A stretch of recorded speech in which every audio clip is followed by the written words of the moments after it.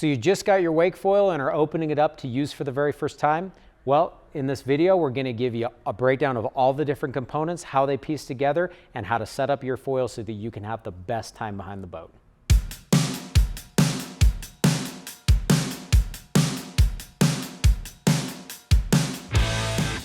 What's up, everyone? This is Mitch from BoardCo. I'm here with Peter, who's the design engineer from Liquid Force, and we are going to be taking a wake foil and unboxing and breaking down the different parts and components of it so that you can get a better understanding of a foil setup. So, Peter, right now we've got a full foil. We just pulled it out of the box. It's just here in this case, sitting right here.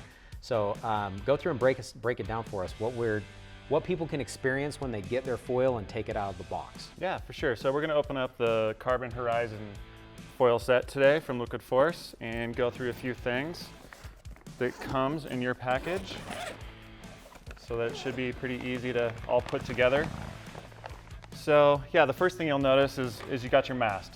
So this is kind of the key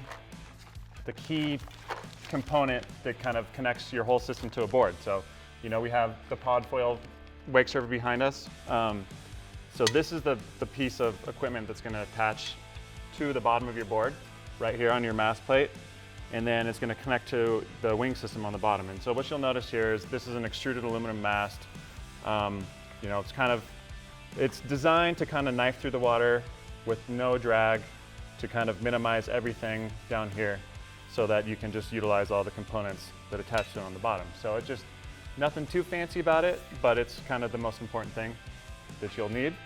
Yeah, so Peter, with that mast, and as far as masts go, what are some of the different features or different designs that are on a mast? Do they have different sizes? Do they have different materials they're made out of? What's going to be the differences between different masts? Sure, yeah, you're going to find two main constructions. You're going to find an extruded aluminum mast, which is basically what this is. It's a 6061 aluminum, and they extrude it out, so it's in a mold, and you just get, you know, your perfect profile shape.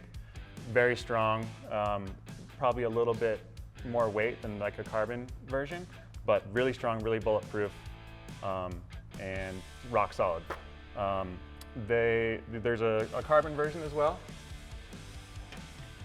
They kind of look basically the same, but what you'll notice is really the weight different. The weight savings on the carbon is where that comes into play, and you'll notice that riding too a little bit, and we can get into that later. And then as far as the sizes go, most wake foil masts that you'll see are going to be around the 27 to 28 inch mark. For somebody first learning, you know, there's like a shorter version, like a 24-inch version, that's just a little bit more user-friendly. It's a little bit less intimidating. There's a little bit less, you know, foil sticking out from the bottom of the board. So it's, you know, it's kind of helpful for your mindset for them, and just to get going. It's nice to have just a slightly smaller option. Sweet. On that. All right, so we've got the mast right here. What is the next component that we need in order to send it together? So the next thing you're going to see is the fuselage, and this is basically your connection between the mast and then your foil wings, which we'll get in a sec. Sweet. So yeah, a few things to note on the fuselage is basically the length of it. You know, the length, the shorter the length is, it's going to be more for your higher end rider. It's going to make the foil system turn a little bit better, more maneuverable, but the downside is that it's going to be a little less stable. So typically you'll find on the beginner setups a longer fuselage, and, you know, on the higher end setups we'll have a shorter fuselage. Basically you can just look at the distance between the front wing, which mounts up here, and the tail wing, which mounts back there, to kind of gauge, you know, it's shortboard versus longboard on a skateboard kind of concept. Sweet. So when guys are shopping around, the thing that they want to look at as far as the fuselage is primarily just the length of the fuselage. Yeah. Okay. Yeah. And if you're new to the sport, you're going to always kind of want to go for the longer one. Okay. Yeah. Sweet. So longer is more stable, shorter is going to be more responsive, but not as ideal for beginner riders. Exactly. Sweet. Yeah. Okay. So as I'm getting this mounted on, getting the fuselage put in, what's going to be the next thing that we're going to throw on here and break down? All right, so the next thing this is kind of what makes this whole thing work, and it's the front wing foil. So this, you know, the easiest comparison is it works exactly the same way that airplanes work. The ones that I flew on the other day to get here, and we've all been on many times. this is the front wing. This is a 1600 size wing, so this is kind of a bigger size wing, and we'll get into that in a sec. But yeah, so what happens is as you move through the water, just like an airplane moves through the air, the water passes over these two surfaces and it creates lift. So these are all designed to lift, you know, for kind of around your wake surf speed. So around 10 to 12 miles an hour, that range is where these things are all designed to work. And as far as mounting it up, pretty simple. Goes right on there. Sweet. With your 2 screws. And when guys are going through and they're looking at different wings, what are going to be the main components they're going to be looking at? Is it going to be just the size of the wing, or is there anything else as far as the construction or the shape or any other variables that are going to matter? Yeah, so size-wise, this wing right here, the Horizon 160, that stands for 1600 centimeters squared. So that's the surface area of the wing. So that'll give you a good indication of the size. Most of the wake foils out there, they're going to be between the 1200 to 1600 size. The shorter ones are going to, you know, have some characteristics of turning faster, a little bit more maneuverable, a little less lift. So typically you'll find those on your first wake on like a nice wake surf boat where you got some energy to work with. Those are where those ones are kind of designed for. And then something like this is for as you move back on those wakes to the second or third wake, or then if you're up behind an old ski boat and you want to try to surf that wake. So anything where you have a little bit less energy, this wing will work a little bit at slower speeds, give you a little bit more lift, a little bit more bang for your buck. Okay. Is one easier to ride than the other one as far as the size of the wing goes? Yeah, so for starting out, you kind of always want to go with the smaller size, typically. Okay. The 1200 size is really good for behind the boat. You know, one of the liquid force ones that we sell starts working at about 8 miles an hour. So it's kind of beneficial. You can kind of get people up to where they're just getting on planing on the board, just that level. And then they can kind of start to engage the foil themselves at a really low speed. And so that seems to be the best way for people to learn on kind of the smaller wings. Okay, sweet. And then, yeah. So we've got the front foil mounted on with the fuselage and the mast set up. And as you guys can see, it doesn't take very long to go through and put these together. So if you're wanting to separate these apart for storage purposes when you get done riding for the day, if you don't want to keep the whole foil set up in your boat, you can break it down. It's not that, it doesn't take that long to go through and separate it all out. So, and then next one, I was gonna say, I think you're pulling out the back wing, is that correct? Yep, this is the back wing, and this is kind of the thing that fine tunes the whole system. So, you know, if I could draw like a water ski parallel, you have your fin on there, and then the wingtip is kind of where you fine tune all that stuff. So this is, you can kind of think of as your wingtip for your foil system. And that mounts into the back, but we have these shims here. So these shims are set at a neutral shim, and then a plus 1.5 and a minus 1.5 degree. And that's gonna really dictate how this foil rides. And I'll get into that right now. So this back wing is a stabilizer wing. So as we're going through the water, we have this front wing that's lifting up, but we need kind of a stabilizing force to kind of counteract that and help it balance it all out. Because otherwise it would just kind of feel like you're standing on like, you know, a bar stool on top of a bowling ball or something like that. So you need kind of this force to kind of help you balance everything out. So that's what this wing does. And what these shims do is they change what we call the angle of attack.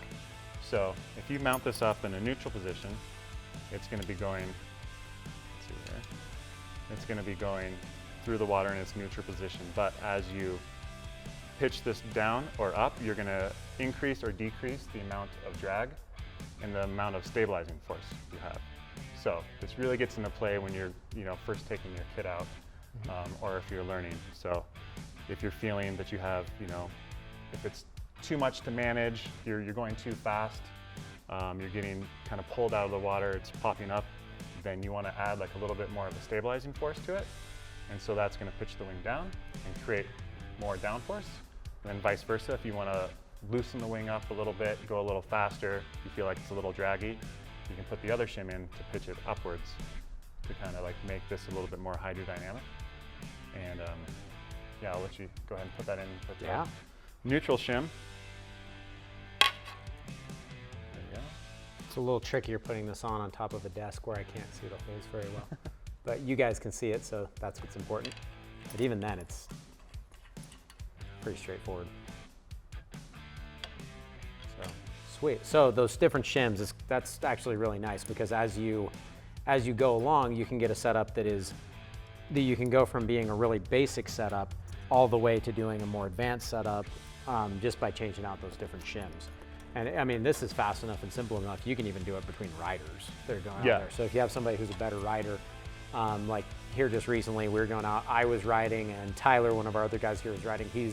Tyler's a lot better rider than I am. And so we could change from, me having a more stable shim setup to Tyler could go to a neutral or more advanced shim setup, and it'd make it so that each one of us can ride. And we're on the same board, same foil, same everything, but we can have two different styles that'll fit how we ride. Yeah, for sure. Yeah, it's just a nice way to kind of tweak the setup for whatever you're tailored to, whatever your kind of riding style is at that point in time, and I like some flexibility there. Sweet. Yeah. So as you can see, we got the foil basically all dialed in and set up, ready to ride. Now, the next point is that we just got to attach it to the board. Is that right? Yep. So, we don't need to necessarily attach it and show you guys everything, but probably the one thing that is important in showing you how we set this up is the bottom of the board and where you may want to mount it, because there's a few different options for where you can mount it, and Pierre can give us a lot better details as far as that goes and what each of the setups do. So you'll notice that we have a track system here, and it's got some numbers here, up to +5 and -5. So basically, you can kind of move this around to kind of fit your riding style. Mm-hmm. In the easiest terms is if you need less lift, if you want less lift, you push it all the way back. If you need more lift, you push it all the way forward. And what that does is just changes where your balance is on the board relative to where the foil is. So basically, if you're just starting out, I recommend that you just put it all the way back. Every time you put it all the way back, that's going to be the least amount of lift for that particular foil that you'll have. And then, depending on what you're feeling after a couple sessions, you can kind of tweak it as necessary. One thing you'll notice when you're foiling is that one of your legs will get tired, either your front foot or your back foot. And that's so basically if your back foot's getting tired, that means that you're kind of putting a lot of weight on your back foot to get the foil to engage. So you don't really have the proper amount of lift in the system. So if you move that foil a little bit forward, then you're gonna take less pressure to get the whole thing to work. So, and then vice versa, if you have a lot of, if your front foot starts to cramp up a little bit, you just move it back a little bit, and then, you should be good to go. Okay, perfect. So basically the way it's set up is when people are very first starting, when they're setting up the foil and riding it for the very first time, you'd recommend them slam it all the way to the back so they can get a feel for it. It'll give them it'll be less finicky, and it's going to be as difficult to ride. Is that right? Yep.